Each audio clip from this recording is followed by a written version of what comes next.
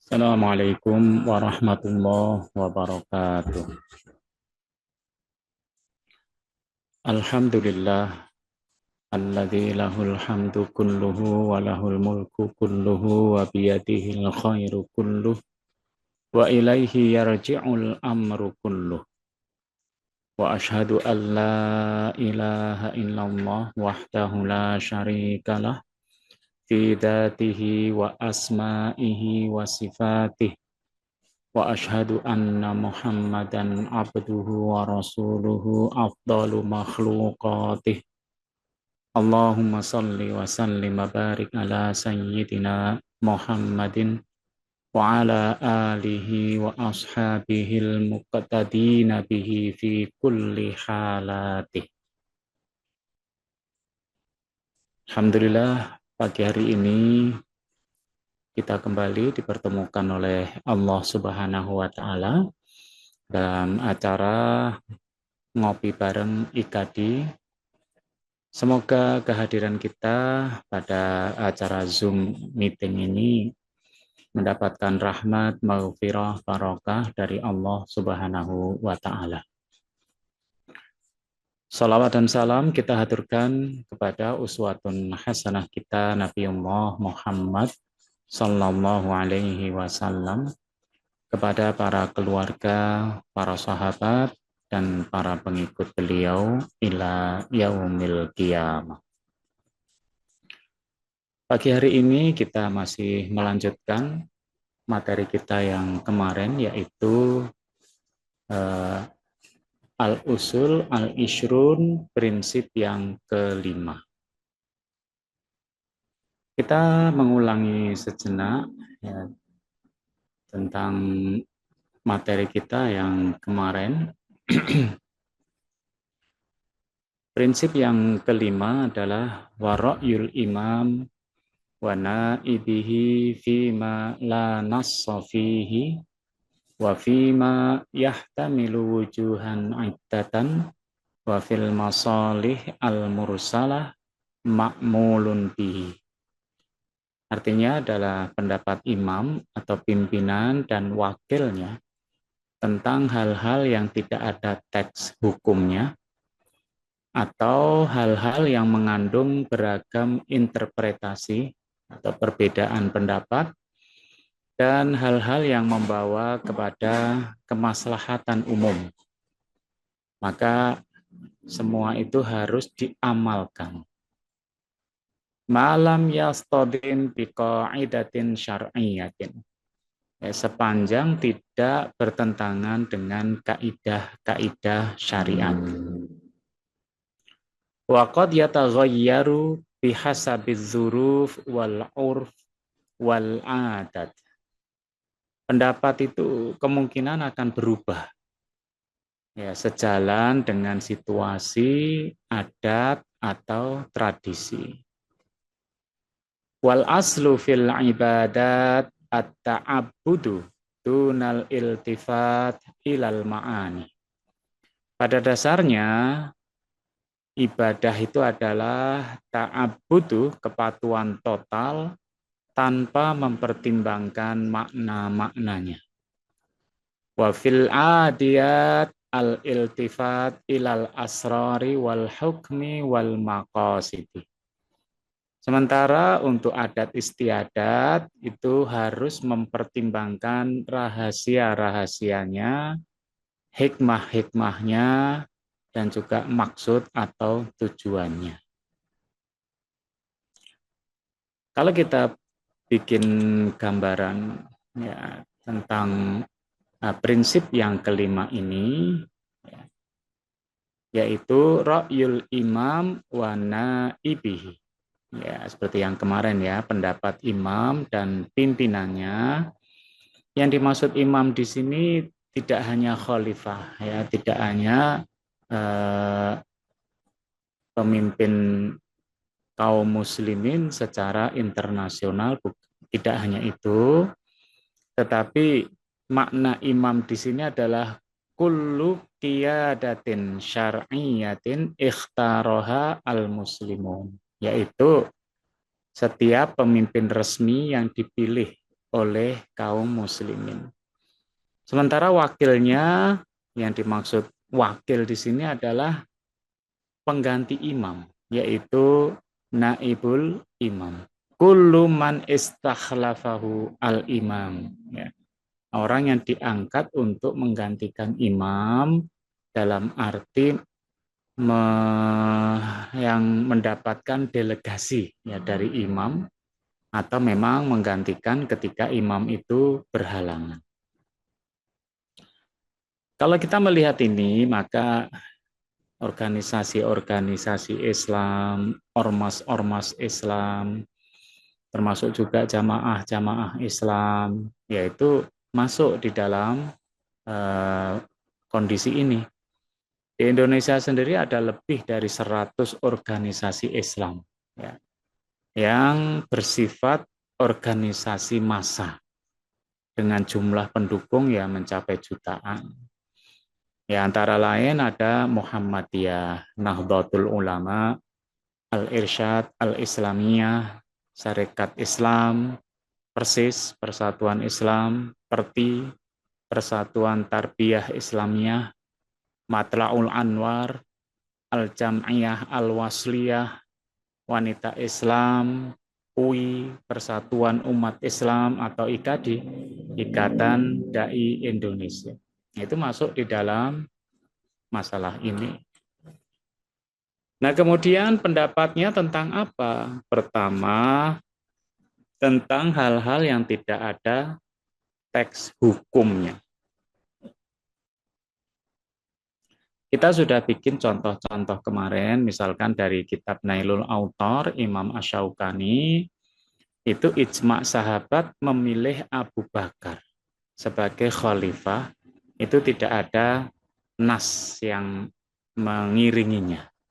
Karena Rasulullah SAW itu tidak menunjuk siapa yang akan menjadi penggantinya.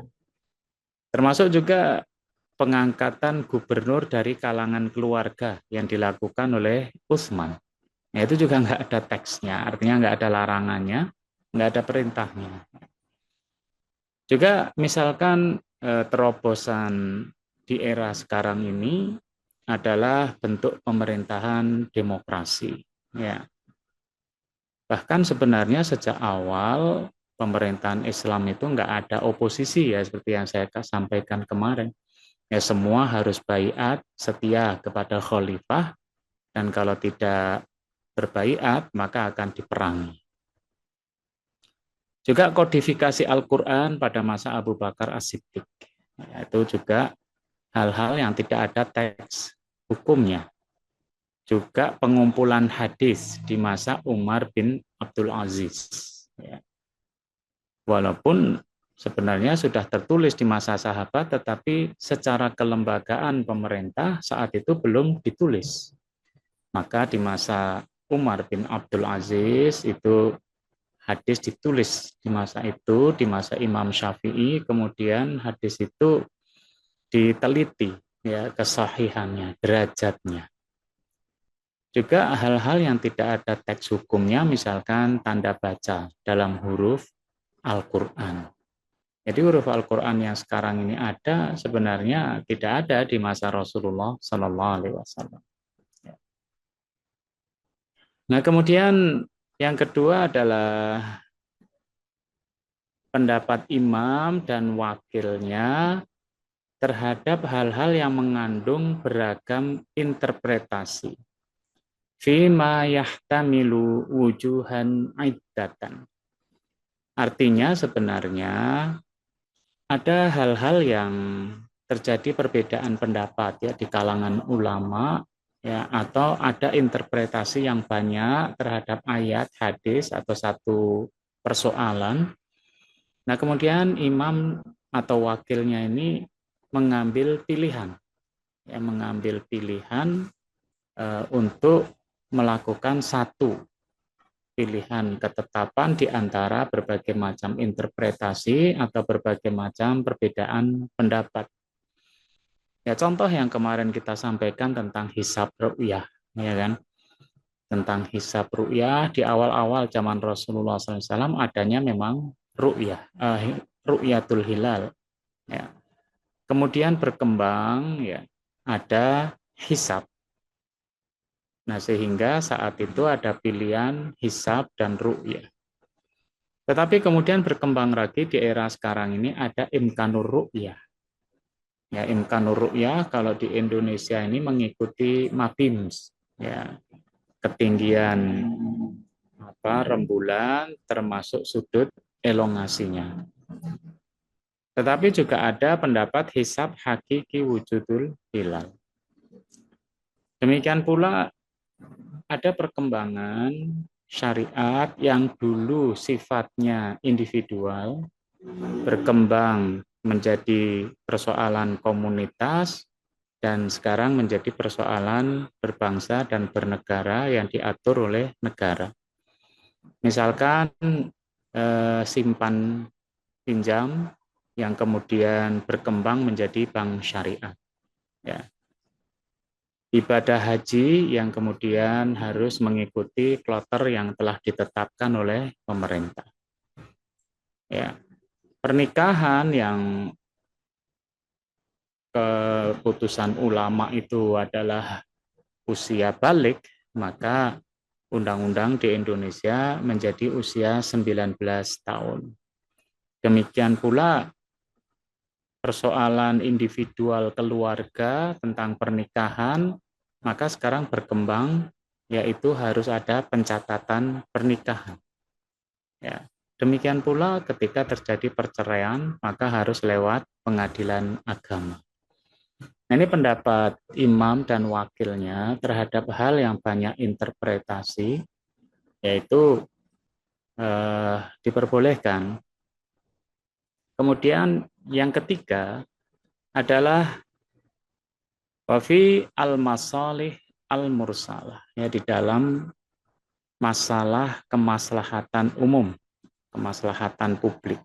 Ya, ya ada hal-hal yang masalah kemaslahatan bersama, misalkan tentang kalender hijriah. Ya, kalender hijriah ini tidak ada di masa Rasulullah SAW, tidak ada di masanya Abu Bakar As-Siddiq, dan kemudian ditetapkan di masanya Umar Ibnul Khattab. Ya, sebagai kemaslahatan bernegara, administrasi bernegara, supaya tertib, ya, angka tahun itu kemudian dibuat.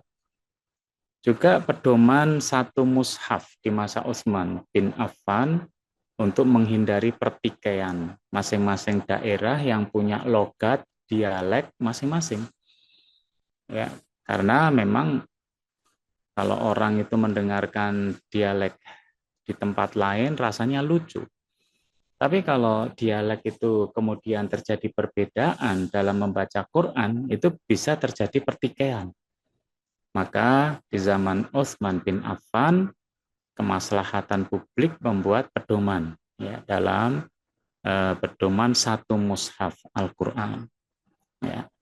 Demikian pula hal-hal yang kemudian dijadikan syarat, ya, di dalam pelaksanaan hudud, diantaranya potong tangan di masanya Umar Ibnul Khattab yang tidak memberikan hukuman potong tangan kepada mereka yang mencuri ketika saat paceklik. Ya, jadi di saat yang sulit paceklik, maka hukum potong tangan itu tidak diterapkan. Nah, itu contoh-contoh yang telah ditetapkan, ya, di masa para sahabat Khulafaur Rasyidin. Nah, pendapat imam dan wakilnya tentang hal-hal yang tidak ada teks hukumnya, tentang hal-hal yang mengandung beragam interpretasi, tentang hal-hal yang membawa kemaslahatan publik, maka itu harus diamalkan. Dengan catatan sepanjang tidak bertentangan dengan kaidah-kaidah syariat. Jadi tiga hal ini boleh imam dan wakilnya memilih mengambil keputusan dengan catatan memang tidak bertentangan dengan kaidah-kaidah syariat. Dan memang seorang imam dan wakilnya itu adalah orang yang dijadikan untuk ditaati. Di sini Allah Subhanahu wa taala berfirman dalam surat An-Nisa ayat 59, ya ayyuhalladzina amanu atiullaha wa atiur rasul wa ulil amri minkum. Wahai orang-orang yang beriman, taatlah kepada Allah, taat kepada Rasul, wa ulil amri minkum, dan pemegang kekuasaan di antara kalian. Kata-kata minkum, kumnya tentunya kembali kepada ya ayyuhalladzina amanu. Ya, artinya pemegang kekuasaan di antara orang-orang yang beriman. Dan kemudian ketika menyebutkan ulil amri minkum, ayat ini tidak menyebutkan ati Allah wa atiur rasul. Ketika ulil amri enggak disebutkan wa ati'u, enggak. Karena ulil amri minkum ini ada syarat, yaitu ketika keputusannya bertentangan dengan Allah dan Rasulnya, ya enggak harus ditaati. Ya.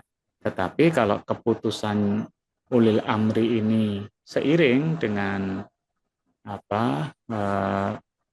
syariat yang dikeluarkan oleh Allah dan Rasulnya, maka kewajiban kita untuk mentaatinya.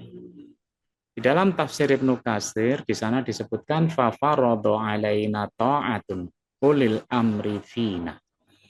Yaitu Allah mewajibkan kita untuk mentaati ulil amri di antara kita. Wa humul a'immatu al-muta'amaruna alaina. Mereka adalah para imam yang mengatur urusan kita. Nah, imam sudah kita jelaskan tadi ya, yaitu pemerintah dalam masalah ini masuk di dalamnya dan juga para pimpinan ormas-ormas. Sedangkan Abu Hurairah radhiyallahu an dari Nabi sallallahu alaihi wasallam, Rasulullah sallallahu alaihi wasallam bersabda, "Innama ju'ilal imam liyutamma bihi, fala takhtalifu alaihi." Sesungguhnya imam hanya untuk diikuti, maka jangan berbeda, jangan menyelisihinya. Muttafaqun alaih. Memang hadis ini secara khusus adalah tentang sholat, imam di dalam sholat. Yaitu imam itu untuk diikuti, kita nggak boleh kemudian berbeda dengan imam. Tetapi kaidah umumnya, ya memang imam itu adalah seseorang yang wajib untuk diikuti. Kaidah berikutnya, al-usul al-ishrun yang kelima, itu masih dilanjutkan, yaitu waqad yataghayyaru bi, ya bukan ba ya, bihasabiz dzuruf wal urfi wal adat, yaitu pendapat imam tadi, ya. Pendapat imam tadi berkenaan tiga hal, yaitu sesuatu yang tidak ada nasnya, sesuatu yang banyak interpretasinya, dan sesuatu yang berhubungan dengan al-masalih al-mursalah. Nah, kita harus ikuti sepanjang tidak bertabrakan dengan kaidah syariat, dan sangat mungkin ya pendapat itu nanti akan berubah seiring dengan situasi, adat, atau tradisi. Ya. Nah, perubahan itu bisa terjadi ketika pergantian imam ya atau pemimpin. Jadi jangan kaget kalau masing-masing pemimpin ya punya kebijakan, dan kebijakan itu ketika kita jadi makmumnya, kita menjadi anggotanya, ya kita harus mentaati pemimpin yang baru. Contohnya dalam pembagian harta ya, di masanya Abu Bakar As-Siddiq, itu antara sahabat as-sabiqunal awwalun dan sahabat yang masuk Islam belakangan, itu pembagian harta itu sama, nggak dibedakan. Tetapi ketika diganti oleh Amirul Mukminin Umar Ibnul Khattab, maka Umar berbeda ketika pembagian harta bagi sahabat as-sabiqunal awwalun dengan sahabat yang masuk Islam berikutnya. Nah, jadi bergantian dari Abu Bakar ke Umar aja ada perbedaan kebijakan. Ya, karena pergantian kepemimpinan. Nah, demikian pula ketika di masa Umar Ibnul Khattab itu dirumuskan eh, penanggalan kalender Hijriyah. Ya. Nah, sedangkan di masa kerajaan Islam, yaitu di masa kerajaan Mataram Islam, Raja ketiga Sultan Agung Hanyokrokusumo itu melakukan perubahan. Ya, walaupun perubahan ini maknanya adalah melengkapi ya, dari kalender Hijriyah menjadi kalender Jawa. Ya, karena masyarakat Jawa saat itu masih menggunakan kalender Saka. Yang kalender Saka itu didasarkan pada pergerakan matahari, ya, Samsiah, dan ini berasal dari India. Nah, kemudian dari kalender yang berbeda ini ya, antara Hijriyah yang dibuat Umar Ibnul Khattab dengan kalender Saka ini, seringkali perayaan-perayaan di keraton itu nggak selaras dengan perayaan Hari Besar Islam, nggak match gitu. Maka Sultan Agung Hanyokrokusumo menetapkan kalender Jawa tanpa merubah tahun kalender Jawa. Ya. Saat itu kalender Jawa tahun baru Saka tahun 1555 Saka. Nah, saat itulah tahun baru Hijriah 1 Muharram tahun 1043 Hijriah. Ya, sehingga kalau kita lihat di kalender Jawa kok lebih tua dari kalender Hijriah. Iya, karena Sultan Agung Hanyokrokusumo itu tidak merubah tahun Saka untuk mengikuti tahun Hijriah. Ya. Sedangkan Masehi saat itu 8 Juli tahun 1633 Masehi. Nah, jadi perubahan itu bisa terjadi ketika terjadi pergantian kepemimpinan atau pergantian imam. Bahkan kemudian nama-nama bulan pun sama Sultan Agung dijadikan nama-nama bulan Jawa. Misalkan Muharram itu disebut Suro karena ada puasa Asyura, ya Safar diganti Sapar, Rabiul Awal itu disebut dengan Mulud karena ada Maulud Nabi. Ya, Rabiul Akhir ya Ba'da Mulud. Ya, Jumatil Ula jadi Jumatil Awal, Jumatil Tsaniyah, Jumatil Akhir, Rajab itu Rejab, Sya'ban itu Ruah ya karena ada tradisi saat itu menghormati arwah-arwah ya yang dibawa dari negeri Yaman. Kemudian Ramadan, poso artinya puasa, Syawal itu bodo atau Sawal, Dzulqa'dah itu selo ya. Kemudian Dzulhijjah itu besar. Nah, jadi ketika terjadi pemerintahan di dalam Islam dengan pemerintahan Umar Ibnul Khattab, ya ini pemerintahan Mataram Islam di Jawa. Nah, sehingga ada perubahan kebijakan, ya, terjadi perbedaan karena pergantian kepemimpinan. Tetapi bisa juga perubahan itu terjadi ketika keputusan imam atau pemimpin pada satu persoalan dikarenakan terjadinya perbedaan waktu, tempat, kondisi, ya niat, dan adat istiadat. Ya. Misalkan Imam Syafi'i yaitu mempunyai qaul qadim dan qaul jadid. Ya.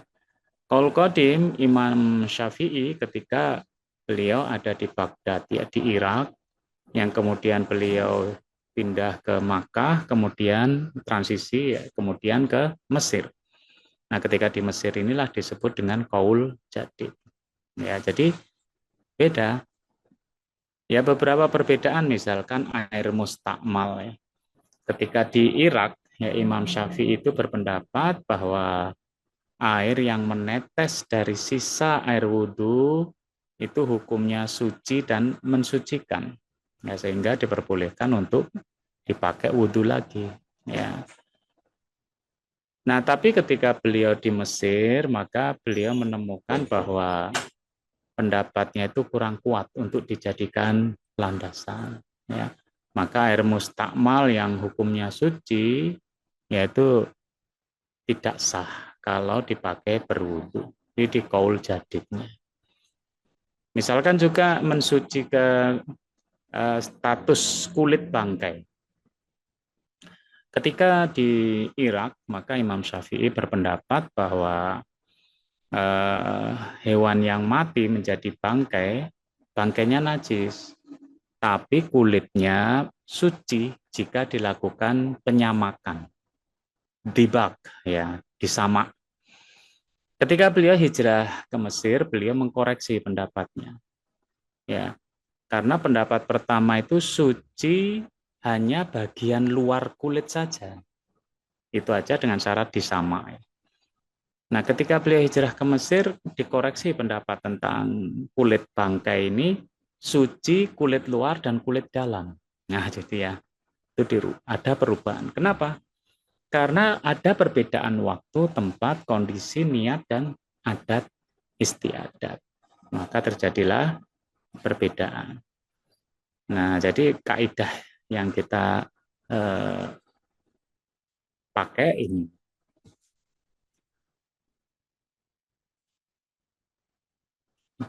Nah, kemudian Ibnu Taimiyah menyebutkan di dalam Al-Fatawa, ya, tidak ada pengingkaran pada pilihan imam.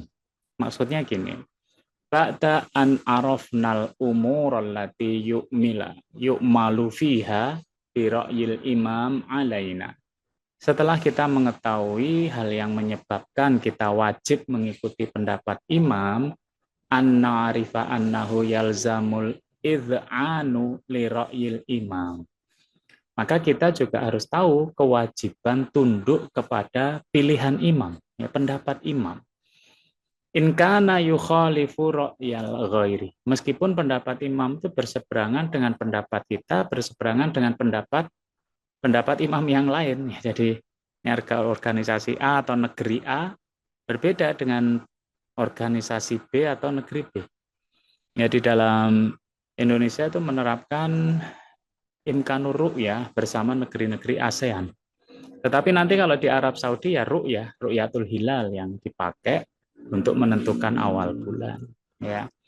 Nah, itu kita menepati dengan apa yang ada di negeri kita sendiri atau kepada keputusan organisasi kita. Ya, tidak kemudian di sini ya, walaisa lihadzal ghairi ayyaqula lil imam. Enggak boleh kemudian berkata kepada imam, ana la arda bihukmika. Aku enggak ridho pada keputusan kamu. Hatta tahkuma bil qaulil akhar alladzi akhtarahu. Sampai kamu mengambil keputusan dari pendapat orang lain yang aku pilih. Nah, jadi imamnya malah dipaksa untuk mengikuti kita.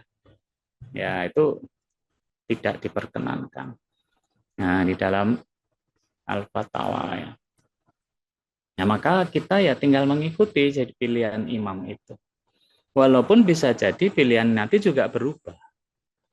Nah, sekarang kita kaidahnya disebutkan wal aslu fil ibadat at-ta'abbud, ya. Hukum asal pada ibadah itu adalah at-ta'abbud. At-ta'abbud itu adalah kepatuhan total, ya. Duna al-iltifat ilal ma'ani, tanpa mempertimbangkan makna-maknanya. Istilah ibadah di dalam kaidah ini adalah ibadah mahdhah. Ibadah mahdhah itu adalah ibadah ritual murni yang ditujukan kepada Allah Subhanahu wa taala. Ya, contohnya ya sholat wajib, sholat sunnah, ibadah haji, ya puasa Ramadan, umroh. Nah, itu semua adalah ibadah, ya. Kalau sudah masuk masalah-masalah seperti ini, maka yang ada adalah at-ta'abbudu, kepatuhan total.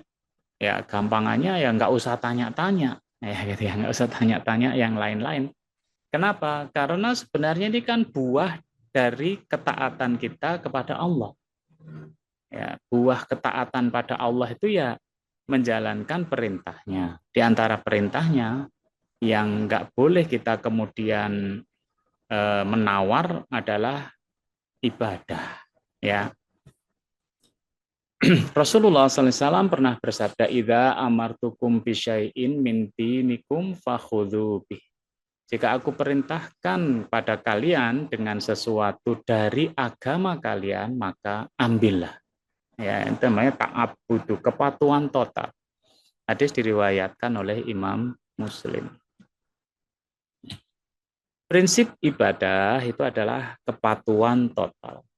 Annal asla fil ibadatil lati syara'ahallahu wa haddada suwaraha wa awqataha wa syurutaha wa zamanaha wa makanaha. Pada dasarnya ibadah yang telah disyariatkan, yang telah ditetapkan oleh Allah, serta ditentukan. Jadi sudah ditentukan apanya? Yaitu batasan-batasan bentuk-bentuknya. Waktunya sudah ditetapkan, syaratnya sudah ditetapkan, waktunya sudah, termasuk juga tempatnya. Siapa yang menentukan? Yaitu Allah Subhanahu wa Ta'ala. Maka al-aslu fi dzalika at-ta'abbud. Ya, asal atau dasar dari ini semua adalah at-ta'abbud. Apa at-ta'abbud? Ayyi al-inqiyadu li awamirillah mu'azzimina iyahu, yaitu kepatuhan total terhadap apa yang sudah diperintahkan Allah. Ini dalam rangka apa? Ya dalam rangka mengagungkan Allah Subhanahu wa Ta'ala. Ya, ini perintah dari zat yang maha tinggi. Seandainya kita nggak ngerti rahasianya, ya jalankanlah. Karena yang maha tahu adalah Allah Subhanahu wa Ta'ala. Selain mengagungkan juga menunjukkan waqifina indama haddadahu syari', yaitu tunduk pada ketentuannya, ya, tanpa mempertimbangkan oh ini di bawahnya ya. Jadi kita hanya mengikuti apa yang menjadi sesuatu yang ditetapkan oleh asyari. Asyari adalah Allah Subhanahu wa Ta'ala itu sendiri. Ghaira multafitina ilal bahsi an hikami dzalik wa asrarihi wa ilalihi. Tanpa mempertimbangkan apa hikmahnya, rahasianya, sebab-sebabnya, ya tidak perlu dipersoalkan. Ya. Wa in kunna nu'minu anna dzalika ma syari'a illa li hikmatin ya'lamuha Allahu wa qad yuwaddi'u lana ba'dana wa huwa qalilun. Ya. Ya kita di sini di dalam masalah ibadah itu kita mengimani bahwa apa-apa yang disyariatkan oleh Allah Subhanahu wa taala itu ya kita imani ya. Dan hikmahnya hanya Allah yang mengetahuinya. Ya. Hikmah disyariatkan semua hal. Wa qad yuwaddi'u lana ba'daha wa huwa qalil. Nah, terkadang Allah tuh menjelaskan hikmah tersebut pada kita. Namun itu juga hanya sedikit. Ya, artinya ada ibadah yang kita mengetahui hikmahnya. Allah menjelaskan kepada kita. Tetapi kalau di sini disebutkan wa huwa qalilun, ya sedikit, banyak yang Allah tidak menyebutkannya. Sebagai wujud ketundukan seorang hamba kepada Khalik-Nya. Ya. Nah, contoh-contoh yang ada di sini misalkan taharah. Ya. Taharah harus dengan air yang suci dan mensucikan. Jadi kalau ada air yang suci dan mensucikan, ya kita taharah dengan itu. Ya. Meskipun manusia itu dapat memperoleh kebersihan dengan selain air tersebut. Ya.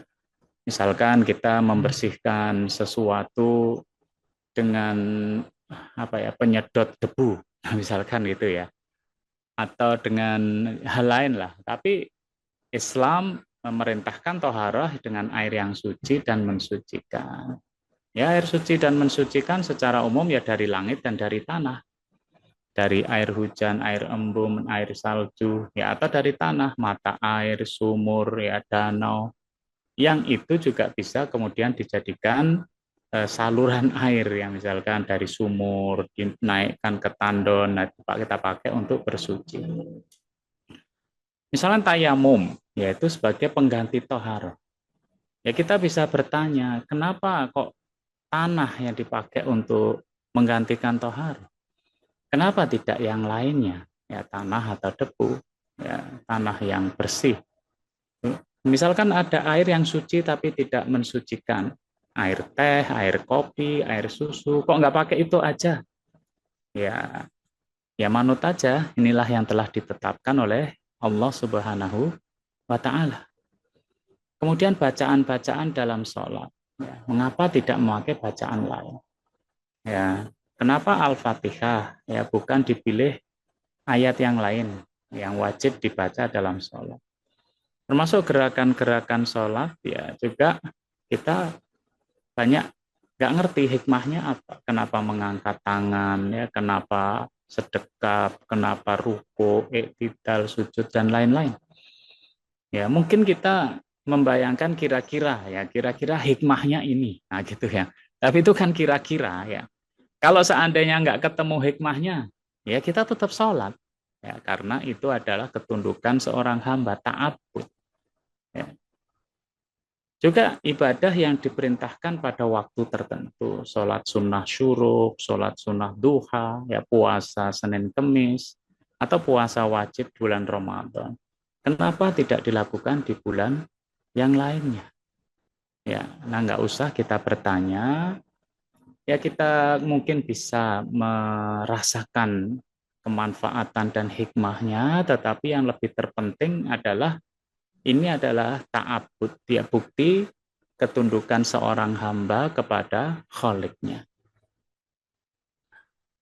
Ketika hendak mencium Hajar Aswad, ini sebagai contoh ya, Umar Ibnul Khattab itu mengatakan, Wallahi, inni la'uqabbiluka, demi Allah aku akan mencium kamu. Kamunya adalah Hajar Aswad. Wa inni a'lamu annaka hajar, dan sesungguhnya aku tahu kamu itu hanyalah batu. Wa annaka la tadurru wa la tanfa'u. Kamu nggak bisa mendatangkan mudarat dan nggak bisa memberi manfaat. Walaula anni ra'aitu Rasulullah sallallahu alaihi wasallam qabbalaka, seandainya aku tidak melihat Rasulullah sallallahu alaihi wasallam mencium kamu, maka ma qabbaltuka. Aku nggak akan mencium kamu. Ya, hadis diriwayatkan Imam Muslim. Nah, artinya kenapa kamu mencium Hajar Aswad? Nah, ya jawabannya adalah karena Rasul menciumnya. Ya, apa hikmah-hikmah lain? Nggak tahu, nggak tahu ya. Jadi ya karena Rasul menciumnya, ya saya menciumnya. Ini namanya ta'abbud. Ya ta'abbud itu ya pokoknya dalam ibadah itu ikut aja. Kenapa harus tawaf 7 kali?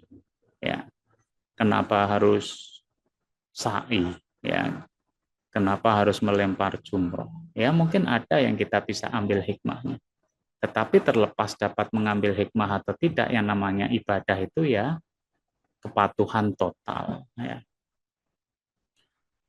Maka di tempat ini imam atau pemimpin tidak dapat melakukan ijtihad, ya, karena ijtihad atau keputusan imam tadi di 3 tempat tadi nggak ada nasnya, banyak interpretasinya, atau yang ketiga adalah dalam hal masalih mursalah. Ya, misalkan memindahkan waktu ibadah Jumat ke hari lain, nah itu nggak bisa. Ini keputusan pimpinan. Ya, ibadah Jumat dilakukan hari Sabtu, yang nggak bisa. Yang kedua, misalkan ini merubah lama waktu puasa, tidak waktu fajar sampai maghrib ya, karena sekarang orang tidak kuat, maka puasa dimulai jam 7 sambil sarapan, nanti bukanya sore ya. Nah ini nggak boleh. Ya.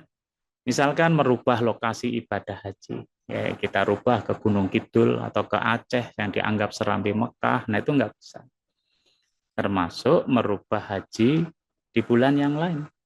Ya, konon kabarnya ketika dikonsultasikan pada orang-orang barat tentang memanage ibadah haji gimana supaya tidak kredit, ya usulannya dibuat setahun 3 kali. Nah, jadi ya, nah, kalau itu sudah melanggar ya prinsip-prinsip di dalam ibadah. Karena ibadah yang manut aja. Kenapa Zulhijjah? Ya Allah yang memilih bulan itu. Ya. Nah, banyak tentunya contoh-contoh yang lain, tetapi pemimpin nggak bisa untuk kemudian melakukan keputusan yang berbeda ketika menyangkut masalah ibadah. Sedangkan masalah non-ibadah, yaitu hubungan dengan sesama manusia yang disebut dengan adat, tradisi, ya.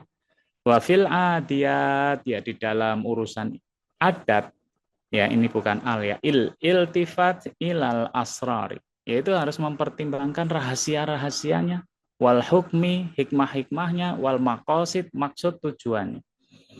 Jadi ketika kita melakukan tradisi atau sesuatu kebiasaan yang ada di masyarakat dalam muamalah ya, maka ya harus ngerti kenapa ini dilakukan, ya kenapa harus begini, apa rahasianya, apa hikmahnya, ini maksudnya apa, harus tahu, bukan ta'abuti, pokoknya harus dijalankan. Enggak ya. Kenapa kita harus bersih desa? Ya, itu harus tahu rahasianya ya. Kenapa kita harus bersih-bersih? Apakah bersih desa harus hari Jumat? Nah, kenapa? Nah, itu boleh ditanyakan karena persoalan itu bukan termasuk persoalan ibadah. Ya. Rasulullah SAW menyatakan wa idza amartukum bisyai'in min ra'yi fa innama ana basyarun. Kalau aku perintah kalian dengan sesuatu dari pendapat aku, bukan urusan agama, bukan urusan ibadah, fa innama ana basyarun. Aku hanyalah seorang manusia. Antum a'lamu bi amri dunyakum. Kamu lebih ngerti urusan dunia kamu. Maka Rasulullah SAW ketika memerintahkan untuk sholat, ya sahabat ikut sholat. Tetapi ketika perang Badar, ya maka Rasulullah SAW bawa pasukan ke lembah Badar, sahabat menanyakan, ya Rasulullah, apakah pilihan tempat kita ini sudah menjadi ketetapan, keputusan dari Allah Subhanahu Wa Taala yang kita nggak bisa merubahnya, ataukah ini hanya strategi perang? Maka Rasulullah SAW mengatakan ini hanya strategi perang. Ya, kalau strategi perang, maka kita harus memindah pasukan kita. Nah, jadi harus ditanya rahasianya apa ini? Ya, bentuk ibadah ataukah ini sebagai bentuk tradisi kebiasaan? Ya, kalau itu bukan ibadah tapi strategi perang, maka dipindah. Dipindah kemana? Ya, kalau perang di padang pasir yang gersang gitu, maka kita harus menguasai sumur-sumur yang ada di Badar, ya, supaya pasukan itu tidak kehausan, punya cadangan air. Demikian pula ketika terjadi perang Ahzab, ya, musuh yang akan datang diprediksi 10.000 tentara. Sementara di Madinah cuma ada 3.000 tentara. Maka Rasul menanyakan, gimana menurut kalian? Maka Salman Al-Farisi memberikan usulan, dulu kami di Persia, kalau melawan pasukan berkuda dan kita lemah, maka dibuat parit. Ya, yang parit itu ukurannya kalau dilompati kuda nggak nyampe, kalau kudanya nyemplung mau naik nggak bisa. Ya, sehingga perang Ahzab disebut juga perang Khandaq, ya, karena kaum muslimin melawan musuh-musuhnya dengan cara membuat parit. Nah, jadi ada hal-hal yang harus ditanya, kenapa kok gini? Ya. Nah, untuk urusan adat, tradisi, kebiasaan, hubungan sesama manusia, ya. Wa inna wajadna asyari, ya kita mengetahui bahwa pembuat syariat yaitu Allah qasidan lima solihil ibad, menghendaki ya kemaslahatan, kebaikan bagi hamba-hamba. Wal ahkamul adiyah ma'ahu haitsu madara. Dan hukum yang terkait dengan tradisi kebiasaan itu harus sejalan dengan kemaslahatan itu. Ya kalau kita ditanya maslahat kurang lebih kan ad-daruriyatul khams, ya, 5 prinsip ya perlindungan itu, ya, perlindungan terhadap jiwa, agama, perlindungan terhadap jiwa, ya, perlindungan terhadap akal, perlindungan terhadap harta, ya. Terus yang kelima juga apa? Perlindungan, ya, terhadap kehormatan, ya. Nah, itu yang dijadikan pegangan. Fatarasyai al-wahid, ya. Karena itu kita bisa menyaksikan, ya, ada sesuatu yamna'u fi halin la takunu fihi maslahatun. Ya, kadang-kadang ada sesuatu itu yang diperbolehkan, ya, pada kondisi tertentu. Ya. Karena apa? Karena ada maslahat di dalam. Fa idza kana fihi maslahatun jaza, oh, terbalik, ya. Jadi ada hal-hal yang itu dilarang, ya, pada kondisi tertentu karena la takunu fihi maslahatun, yaitu tidak ada maslahat di dalamnya. Fa idza kana fihi maslahatun, ketika ada maslahat di dalamnya, jaza, maka itu menjadi persoalan yang diperbolehkan, ya. Contohnya misalkan penukaran rupiah dengan rupiah dalam tempo waktu dilarang dalam jual beli, jadi rupiah ditukar rupiah. Tetapi diperbolehkan ketika pinjam meminjam, pinjam rupiah, yang nanti dikembalikan rupiah, gitu ya. Walaupun nggak boleh riba. Hiasan dari janur dan kelapa untuk pernikahan diperbolehkan. Ini tradisi di Jawa, kalau nikah biasanya ada janur, ya, ada kelapa, bahkan ada buahnya, ada pisang, ya. Ini untuk apa? Kalau ditanya, ini adalah hiasan untuk pernikahan. Kadang-kadang juga dijadikan penunjuk jalan, ya, janur dipasang di tiang listrik atau di pohon untuk menunjukkan arah lokasi pernikahan. Tetapi janur dan kelapa itu nggak boleh kalau ternyata dipakai dengan keyakinan kalau nggak dipasang akan terjadi malapetaka. Ya, maka janur itu harus dipasang supaya terjadi keselamatan bagi perayaan pengantin dan juga pengantinnya. Nah, itu nggak boleh, ya. Maka ditanya, kenapa ini? Ya. Kenapa kok mecah telur atau nginjak telur? Kenapa harus ada acara midodareni? Nah, itu boleh ditanya. Kalau memang itu tidak maslahat, ya nggak usah, nggak apa-apa. Jadi jangan harus, nggak maslahat, ya. Itu ya nggak apa-apa kalau tidak dijalankan. Ya.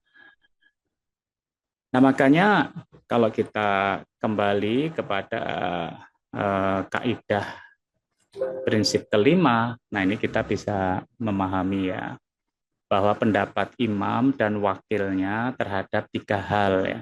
Pertama, la nassa fihi, tidak ada nas teks hukumnya. Yang kedua, terdapat beragam interpretasi, yahtamilu wujuhan iddatan. Dan yang ketiga, wafil masalih mursalah, dalam maslahat publik, maka harus diamalkan oleh anggota-anggotanya selama tidak bertentangan dengan biqaidatin syar'iyatin, tidak bertentangan dengan kaidah syar'i. Dan juga harus dipahami bahwa itu nanti bisa berubah. Pendapat itu akan berubah karena apa? Al-zuruf, ya, situasi, wal uruf, ya, atau adat, wal adiyat, ya, tradisi. Itu bisa berubah. Kenapa? Kalau untuk urusan ibadah, maka dasarnya adalah at-ta'abbud, yaitu kepatuhan total. Jadi ya ini nggak boleh imam dan wakilnya untuk ngudik-ngudik masalah ini, ya, tanpa mempertimbangkan maknanya, rahasianya, enggak. Sedangkan dalam masalah tradisi, kebiasaan, hubungan sesama manusia, maka itu harus mempertimbangkan rahasianya apa, hikmahnya apa, maksud tujuannya bagaimana. Demikian yang bisa saya sampaikan. Saya kembalikan kepada pembawa acara. Assalamualaikum warahmatullahi wabarakatuh. Waalaikumsalam warahmatullahi wabarakatuh. Jazakumullah khairan Ustaz Endri Nugraha Laksana atas penyampaiannya. Semoga apa yang disampaikan oleh Ustadz tadi sudah dapat memberikan pemahaman bagi kita semua dan bisa eh, kita amalkan demikian. Sebelum kita memulai tanya jawab, Bapak-bapak, Ibu-ibu, ikhwan awat sekalian, bagi yang ingin bertanya bisa menuliskan di kolom chat atau bisa via Q&A. Bertanya secara langsung juga boleh. Ini sudah ada satu yang angkat tangan. Tapi sebelumnya kami informasikan sebagai sela bahwasanya kami dari ngaji online pagi IKD dari IKD Daerah Istimewa Yogyakarta juga mendukung pembangunan pondok pesantren Asma Amanina, pondok pesantren mahasiswi. Maka informasinya sudah kami kirimkan di chat dan juga kami kirimkan di grup. Baik, sudah ada satu yang angkat tangan yaitu Pak Muhan Ahmadi. Kepada Pak Muhan bisa bertanya secara langsung atau lewat chat.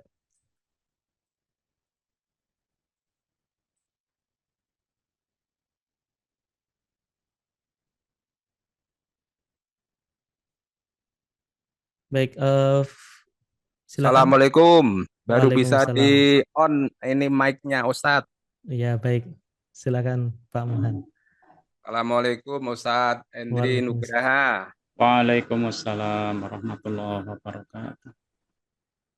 Mohon penjelasan Ustadz tentang penggunaan atau penerapan suatu dalil, baik dalil dari ayat Al-Quran maupun hadis dalam beribadah atau beramal, baik amal atau ibadah itu yang hukumnya wajib atau sunnah atau dalil dalil ayat Al-Quran atau dalil sunnah Rasulullah SAW itu yang hukumnya wajib maupun sunnah seperti di dalam surat An-Nahlu ayat 98 yaitu tentang Fa'idza qara'tal Qur'ana fasta'id billahi minasyaitonirrajim.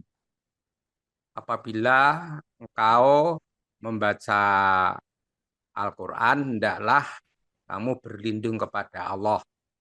Nah, yaitu membaca ta'awudz itu. Nah, ini membaca ta'awudz ini hukumnya sunnah atau wajib. Kemudian kalau penerapannya baca ta'awudz ini setiap memulai membaca Al-Quran atau apa itu cukup sekali aja itu. Seperti dalam sholat. Dalam sholat itu kan nah, wajib rukun membaca Al-Fatihah. Apakah setiap rakaat harus membaca ta'awud dulu sebelum basmalah apa itu yang memahami basmalah adalah ayat dari Al-Qur'an maupun sunnah. Kemudian ketika membaca ayat Al-Qur'an di rakaat pertama dan kedua itu yang hukumnya membaca ayat atau surah Al-Qur'an kan sunnah. Apakah di situ juga harus membaca ta'awud termasuk membaca basmalah ketika memulai membaca ayat apa itu setelah baca Fatihah, setelah baca Amin dalam rakaat pertama dan kedua. Karena kan ada dalil hadis apa itu setiap amal atau perbuatan yang tidak dimulai dengan basmalah maka itu apa itu terputus itu. Baik, Itu. Pak. Ya. Artinya kan itu bagaimana penerapan basmalah itu di dalam apa itu menerapkan di dalam sholat ketika membaca yang ayat atau surat itu sunnah di rakaat pertama dan kedua. Terima kasih. Mohon penjelasannya Ustadz. Baik, terima kasih Pak Muhan Ahmadi atas pertanyaannya tadi bagaimana terkait dengan penggunaan atau penerapan dalil-dalil dari Al-Quran dan Sunnah, kemudian hukumnya dan contohnya tadi sudah disebutkan oleh Pak Muhan yaitu terkait dengan Quran Surat An-Nahl ayat 98. Tafadhol Ustaz Andri. Jazakumullah khairan. pada Pak siapa tadi? Muhan, Muhan Pak Ahmadi. Muhan. Kamu sudah nggak ada ya di sini. Pada Pak Muhan. Jadi di dalam Islam memang ada hukum-hukum fikih, yaitu hukum yang 5, wajib, mandub, mubah, makruh, haram. Ya. Nah tentunya dia disebut wajib ketika menjalankan dapat pahala, kalau ditinggalkan dosa. Itu makna wajib itu. Kalau makna mandub, sunnah, ya dia akan mendapatkan pahala kalau dijalankan dan tidak berdosa ya kalau ditinggalkan. Ya, demikianlah definisi-definisi yang lainnya juga. Tetapi sebenarnya juga ada hukum fikih yang lain, misalkan syarat, ya syarat dan rukun itu juga ada. Ya, sebuah amal itu ya harus terpenuhi syarat sahnya dan harus dijalankan sesuai dengan rukun-rukunnya. Nah, kemudian bagaimana kita mengistimbat hukum-hukum itu? Ya sebenarnya itu juga pelajaran fikih ya, usul fikih, ya qawaidul fikih. Misalkan dalam kaidah fikih disebutkan al aslu fil amri lil wujub, ya illa ma dallat dalillu ala khilafi. Ya, hukum di dalam perintah itu adalah secara asalnya adalah wajib, kecuali ada dalil-dalil yang berbeda dengannya. Ya. Tetapi kalau perintah itu diperintahkan yang sebelumnya dilarang, maka jadi mubah. Contohnya, kuntu nahaitukum an ziyaratil qabri. Dulu aku pernah melarang kalian untuk ziarah kubur, kata Rasulullah SAW. Fazuruha, sekarang ziarahlah kalian. Berarti perintah, tapi hukumnya enggak jadi wajib karena dulu pernah dilarang. Ya, dia jadi mubah dan mendapatkan pahala kalau dijalankan sesuai dengan sunnah Nabi. Nah, sebenarnya hukum dari situ. Tetapi kita ini bukan seorang mujtahid atau mufti yang bisa mengistimbat hukum ini wajib, sunnah, mubah, makruh, haram. Ya. Makanya kemudian kita mengikuti pendapat para ulama. Ya misalkan dalam surat An-Nahl itu fa'idza qara'tal Qur'ana fasta'id billah minasyaitonir rajim. Ya, apabila kamu baca Al-Qur'an, hendaklah kamu meminta perlindungan kepada Allah dari setan yang terkutuk. Ini kalau menurut Profesor Dr. Wahbah Az-Zuhaili, ya hukum membaca ta'awud, yaitu menurut jumhur ulama, menurut Wahbah Az-Zuhaili ya adalah mandub, sunnah. Dalam setiap kali membaca Al-Quran di luar sholat, ya maka hukumnya adalah sunnah. Nah kalau ditanya kenapa bisa jadi sunnah, nah ini nanti kita harus mendalami kaidah fikihnya ya. Nah sementara kalau kita belum mampu ya kita mengikuti ya pendapat para ulama. Kalau hukum basmalah ya di dalam sholat ya memang para imam mazhab itu ya berbeda pendapat ya. Misalkan Imam Syafi'i ya itu ya wajib dalam sholat fardu ataupun sunnah ya, baik secara sir atau jahar ya. Berarti meninggalkan basmalah sama halnya tidak membaca Al-Fatihah ya, sehingga sholat yang tidak membaca basmalah tidak sah. Ini kalau Al-Fatihahnya ya. Sedangkan mazhab Hambali ya itu membaca basmalah dalam tiap rakaat sholat sunnah, namun dianjurkan untuk dibaca dengan samar, itu Hambali ya.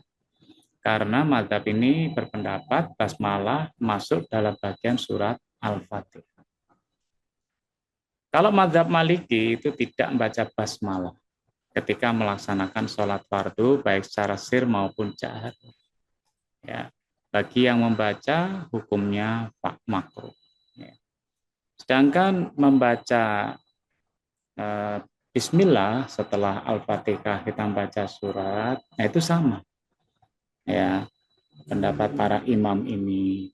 Tetapi mereka sepakat kalau membaca surat At-Taubah maka tidak perlu untuk membaca basmalah, ya, khusus untuk surat At-Taubah. Ya. Ini juga disebutkan di dalam Majelis Tarjih Muhammadiyah. Nah, demikian yang bisa saya jawab.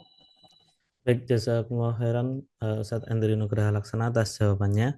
Selanjutnya ada pertanyaan dari Marwan. Assalamualaikum warahmatullahi wabarakatuh. Masya Allah, syukran jazakumullah khairan Ustadz atas ilmu pencerahannya. Mohon izin bertanya, yang pertama, dalam mengikuti pendapat imam, bagaimana sebaiknya dalam memilih fikih? Yang kedua, apakah diperbolehkan pada ibadah tidak semua mengikuti pendapat salah satu imam saja, namun juga pendapat imam yang lain? Tafadhol Ustaz Hendri. Terima kasih pertanyaannya.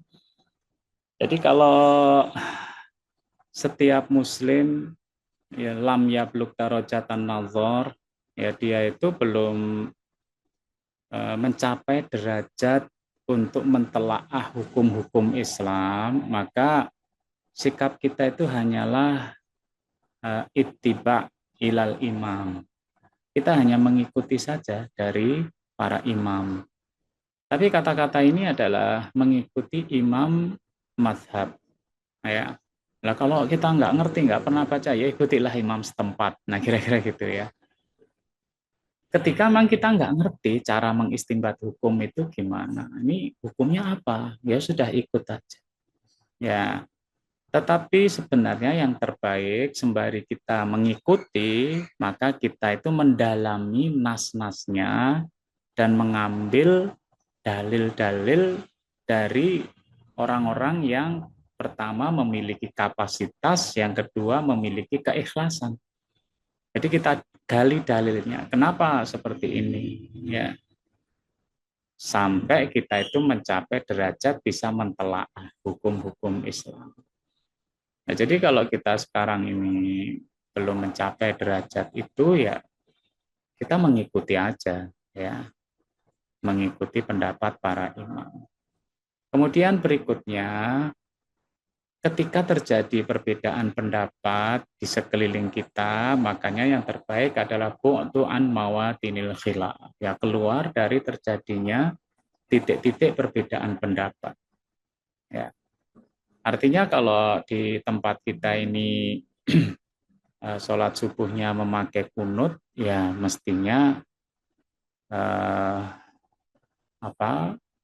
kita ya mengikuti kunut kalau kita sholat di situ. Ya. Tetapi kalau kita mempunyai pendapat fikih bahwa kita itu enggak kunut, ya sholat aja di tempat yang tidak kunut. Ya. Nah, demikian ya. Jadi sedangkan yang berikutnya adalah ketika kita itu pendapat imam terhadap perbedaan pendapat. Nah, mestinya kita mengikutinya. Ya. Nah, ya kata-kata imam yang ketiga ini bukan bermakna imam madzhab, ya, bukan imam a'immatuddin, bukan para imam mazhab, enggak, tapi ketua organisasi, ya. Jadi ketua organisasi ya punya pilihan, kita ikut imkanur ru'yah atau kita ikut hisab hakiki wujudul hilal. Nah, kita ikut pimpinan organisasi kita. Walaupun tetap menjaga al-ukhuwah dan adab-adab di dalam perbedaan pendapat. Ya. Nah, moga-moga bisa dipahami. Baik Ustadz, jazakumullah khairan. Selanjutnya mungkin karena keterbatasan waktu nggih, Bapak-bapak, Ibu-ibu, ikhwan akhwat sekalian, ini pertanyaan terakhir yang akan kami bacakan. Untuk selanjutnya mungkin kita akan simpan terlebih dahulu. Selanjutnya dari Pak Abdi Banggai, apakah pendapat Presiden atau pemerintah pusat dalam bentuk keputusan atau aturan harus diikuti jika sesuai syariat sebagaimana yang sudah Ustadz sampaikan? Bagaimana jika keputusan tersebut berbeda dengan kepala daerah gubernur atau keputusan gubernur berbeda dengan bupati atau berbeda juga dengan keputusan pimpinan organisasi? Ya, tafadhol. Ya, sebenarnya lazim kaidah fikih menyebutkan ra'yul imam fauqa al-ikhtilaf. Ya, pendapat pimpinan itu meniadakan perbedaan pendapat. Yang disebut imam di sini ya juga bisa adalah al-hukumah, ya pimpinan pemerintahan, misalkan presiden.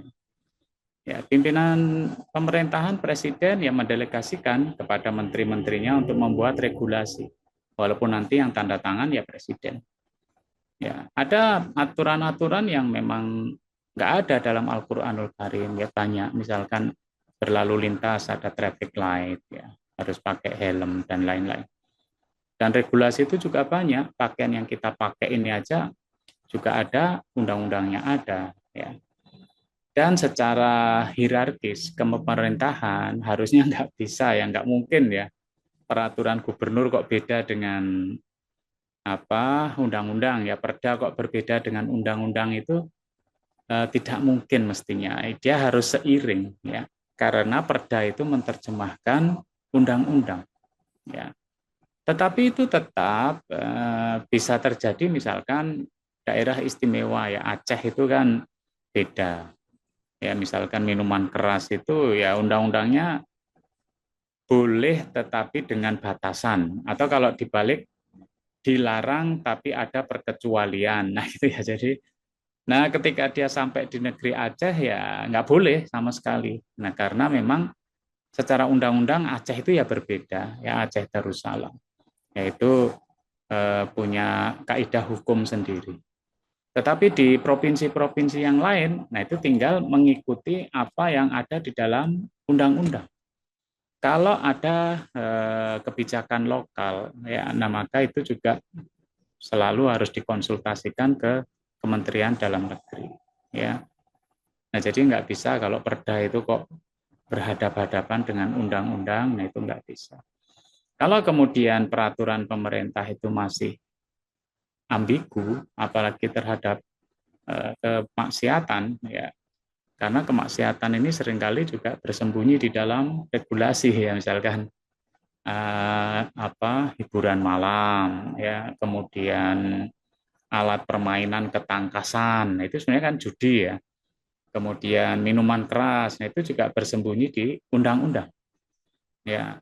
Nah tentunya bagi seorang muslim tidak perlu untuk menjalankan apa yang tertulis di dalam undang-undang, karena itu juga bukan hukumnya wajib miras, enggak. Ya kalau di Indonesia enggak mungkin, ya. Bahkan di negara maju juga enggak wajib, mau minum ya silahkan, enggak ya silahkan, ya. Nah tetapi kita mestinya harus terus ya berusaha keras supaya ada amandemen undang-undang itu, ya lewat wakil-wakil kita. Tetapi amandemen undang-undang itu tentunya juga harus seiring dengan solusinya. Bagaimana solusinya? Nah, demikian ya.